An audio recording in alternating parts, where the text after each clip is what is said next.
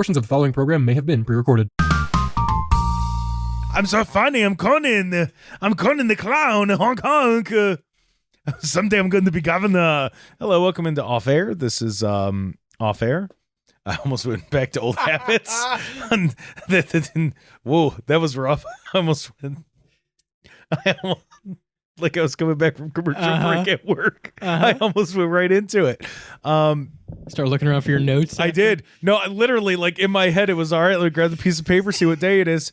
We're recording. Not filming shit. We're recording this on a Saturday, Yes.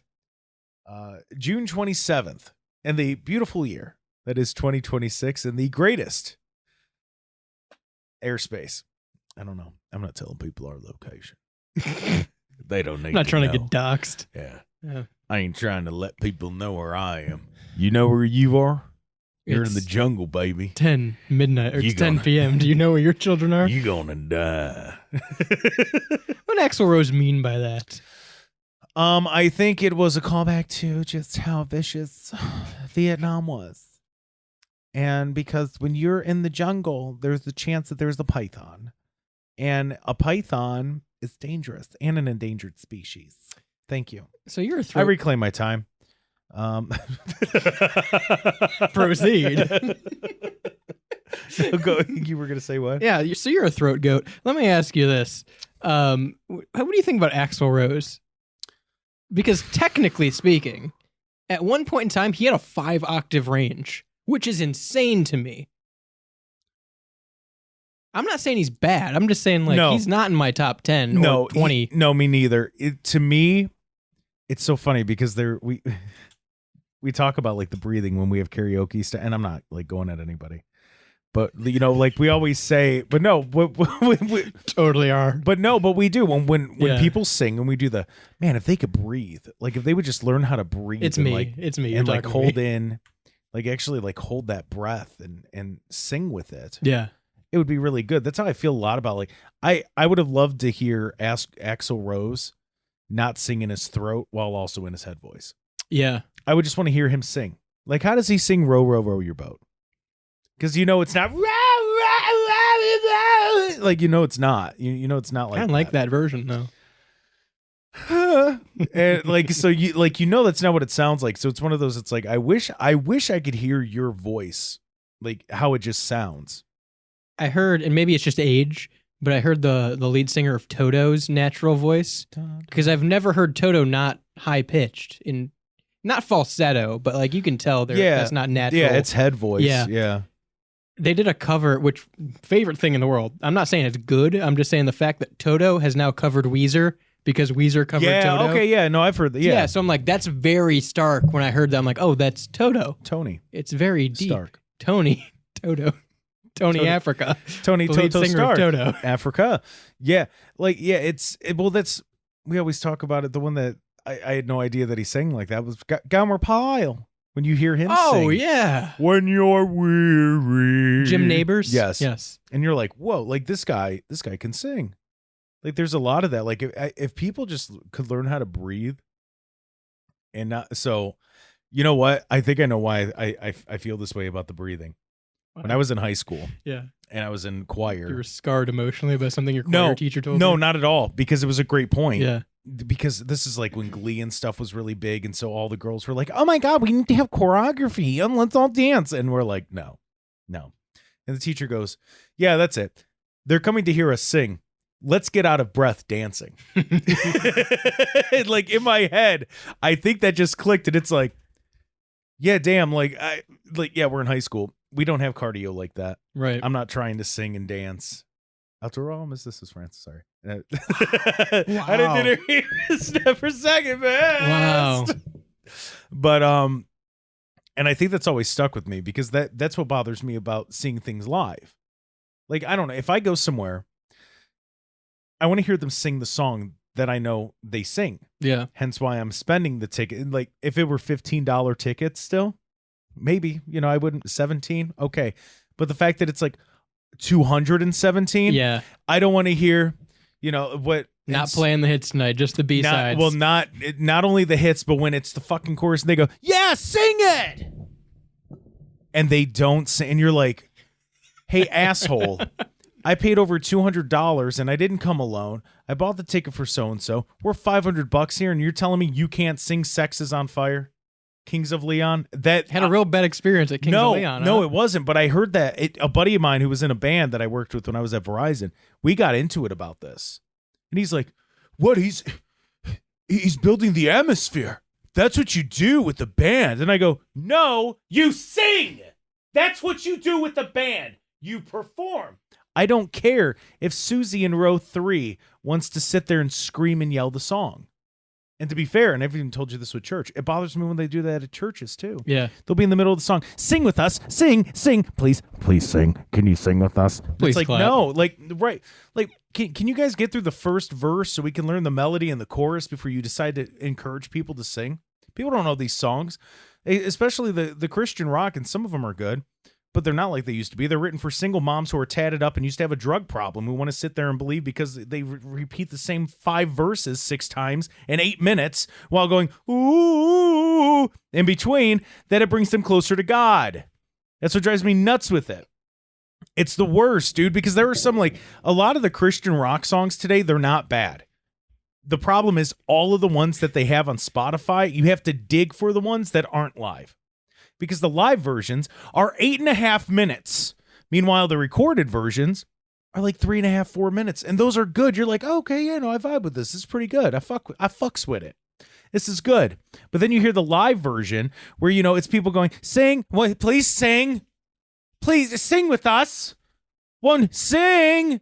And then, like, and it's just, so then they could have the video of the people dropping to their knees with their arms wide open and, you know, screaming. And the worst example I saw of this, I won't say the church, but you know which one I'm talking about, where they said they had an autistic man, like wheelchair and all nonverbal. During the songs, he starts stimming. And if you don't know what that's the, like, you know, like crying out, he's stimming. Like if he weren't in his wheelchair, he would be headbanging, and not the good way, like toe walking, all it, like fully, like, Yeah. severely autistic. Yeah. So he's screaming and yelling, and they're going, that's Christ working through him. No, he's having an episode. He's stimming. He needs help. Maybe turn down your laser lights. Turn down your laser lights and maybe get the guy who's banging the drums out of the little glass box and stop trying to be Christian Paramore. He's freaking out. Like, what are we doing here? So then we could take pictures of the teenagers and young adults and go, see how hip we are? See how cool we are? And you give 2 verses a sermon. What are we doing here? What's going on? It drives me nuts. And I'm not shocked that I feel the same way at the churches that I do when they go, sing with us, please, as I do when I watch the live performances of things.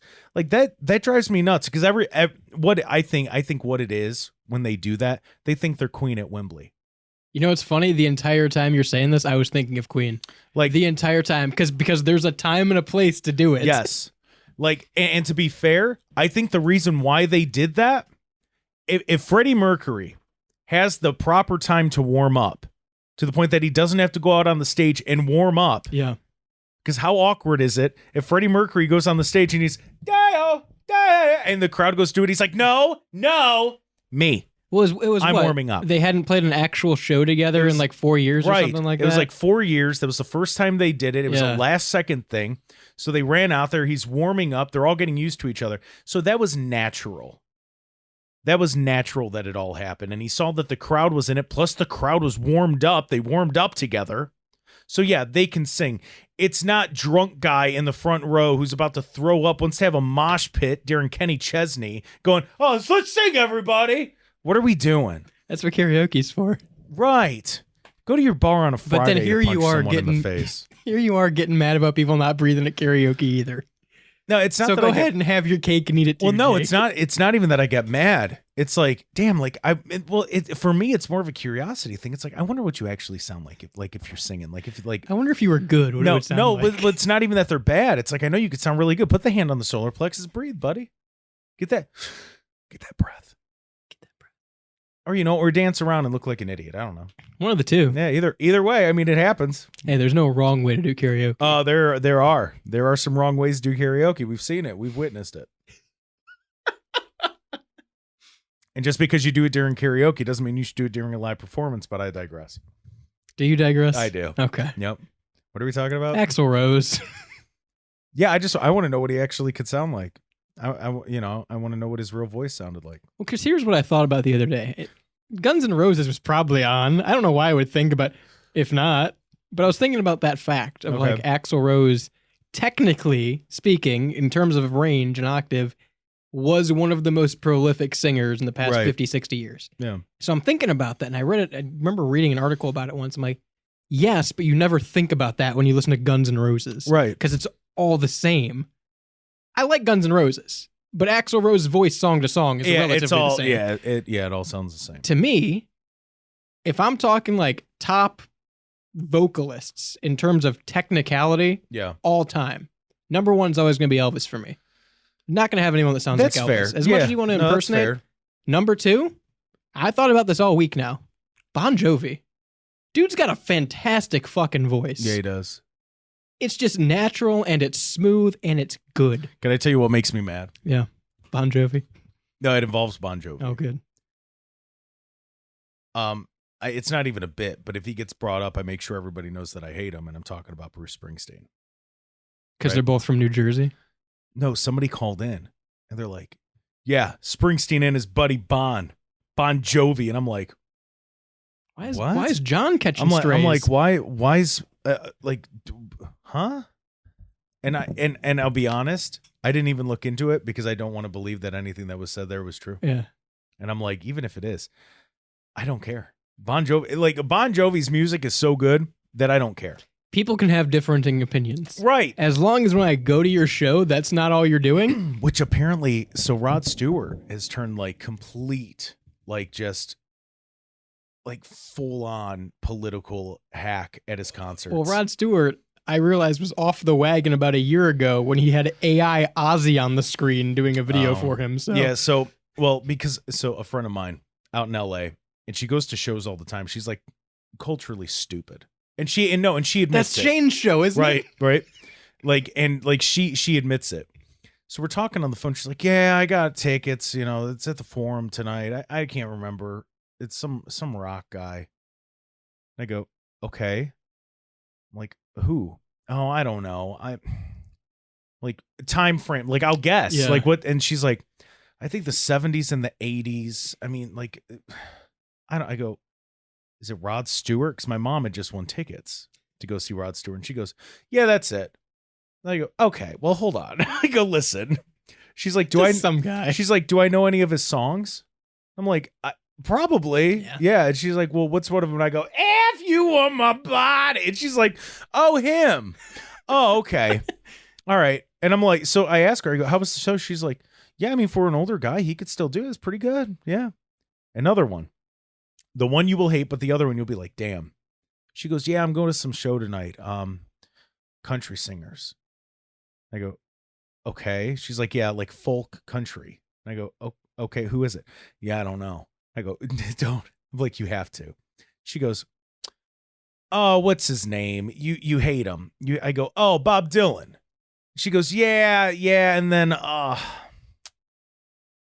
oh, what is he? He sings the Bridge Over Troubled Water song.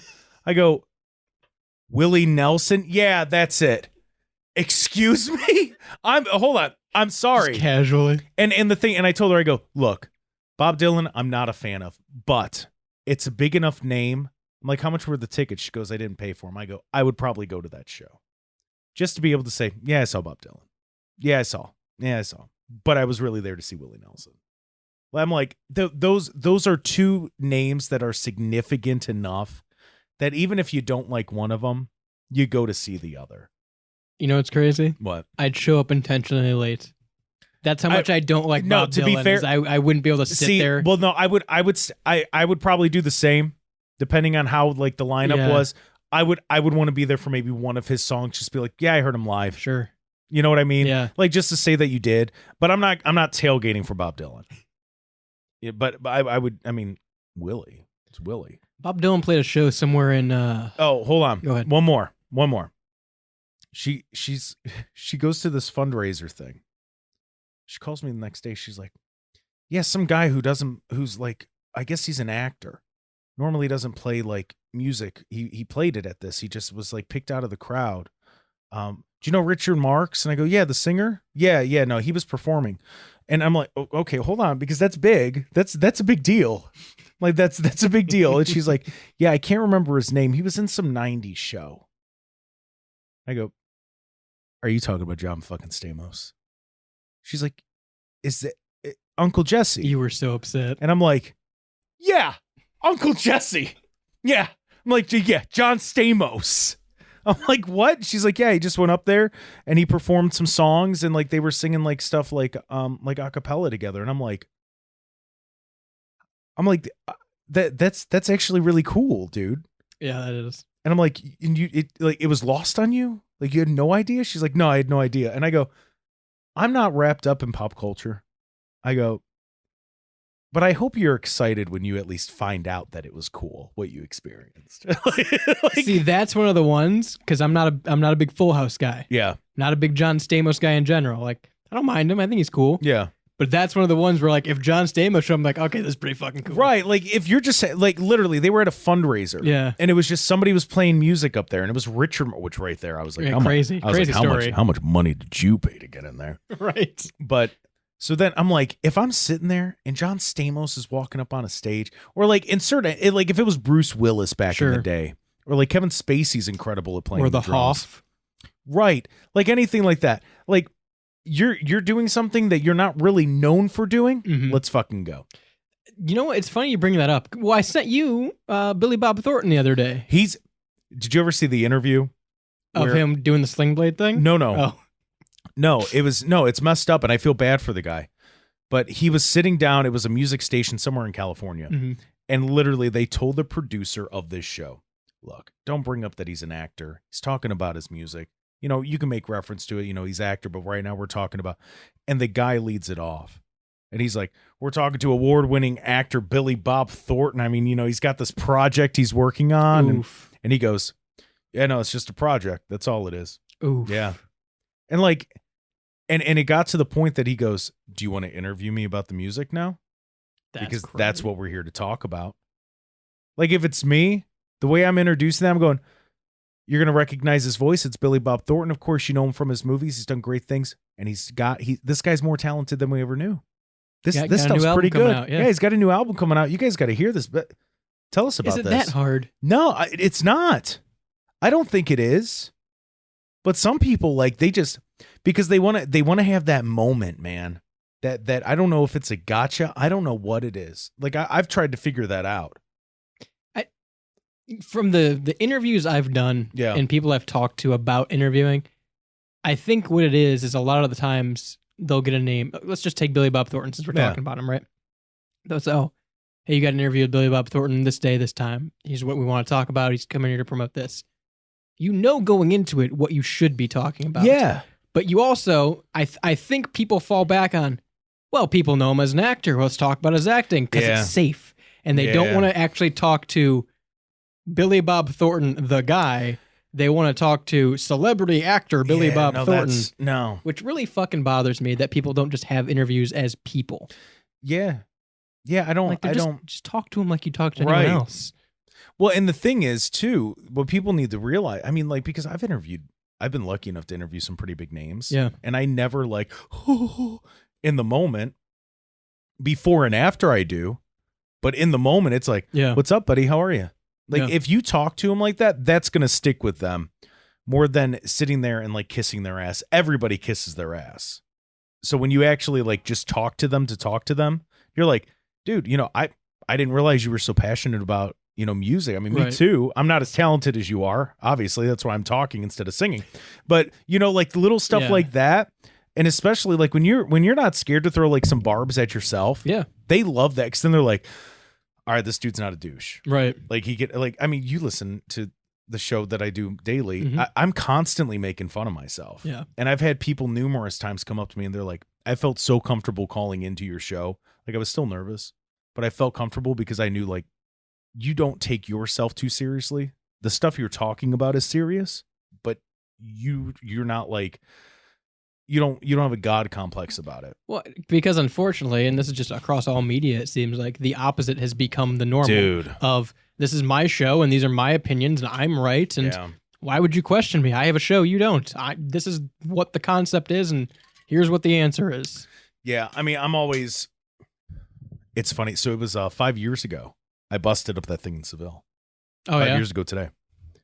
I had no idea. It popped up on Facebook. I'm like, that's dope. But like, I don't know. And this might just be like, we can't do it alone. Like when people call in and they talk to me and I tell them, thank you. I mean that because it's their ratings. It's the fact that they're listening and they're telling other people to listen. That's what's spreading the show. That's what's making it successful. It's not just me sitting up there and doing stuff. Like, I mean, that helps, but it's the fact that people find it interesting enough to turn it on. They don't put on the radio. Nothing I do means anything. Or if they don't engage with it. That's what I never understood that. Like, and I'm not sitting here saying to kiss your customer's ass, but kiss your customer's ass. Like, just do that. I think you're looking at it all wrong. Because when I turn on the radio and I know my show is on, Yes. what I'm sitting there saying is, man, I hope we play some good clips. Yeah, dude. I hope they play that thing I heard earlier on Fox News. Yeah, real quick. No names. Yeah. But how about we had a meeting this week. Yes. How about during the festivities before it? Yes. Just teeing off. Oh, yeah. Oh yeah. Yeah. That it really sucks when people sit there and they go, we gotta change things up. We gotta listen to younger voice. We see it all the time in politics too. So it drives me crazy. And that's really an uphill battle that I'm going through right now. But that, we need to include the younger people. We got to make sure they're involved. And then the moment a younger person, steps up and goes to say something, they're told to sit down and shut up. Who asked you? It's like, well, you just said you want younger people's opinion. And it's really hard. And I've learned how to just deal with it when they go, well, yeah, younger people, not you. It's like, okay. You are getting up there. Well, no, I'm really not.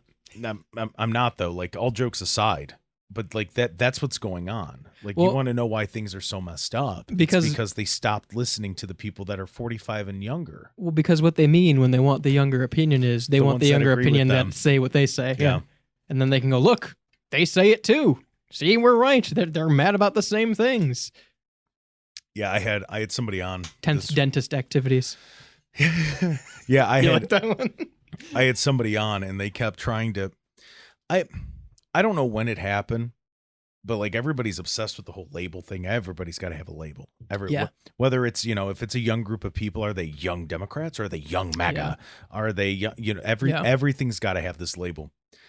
And the issue is when you slap labels on everything, the conversations don't mean anything. Nobody, like, if I assume based on the way that you dress and what I see you share on Facebook what you are, why would I talk to you? Most people have that assumption, yeah. No, you know what I mean? No, though? no, I get you. So I'm not going to have a conversation with you, especially if I think that we disagree on something. Why would I do that? We've created echo chambers. Yeah. That's all we do. So why would I talk to you at all? Right.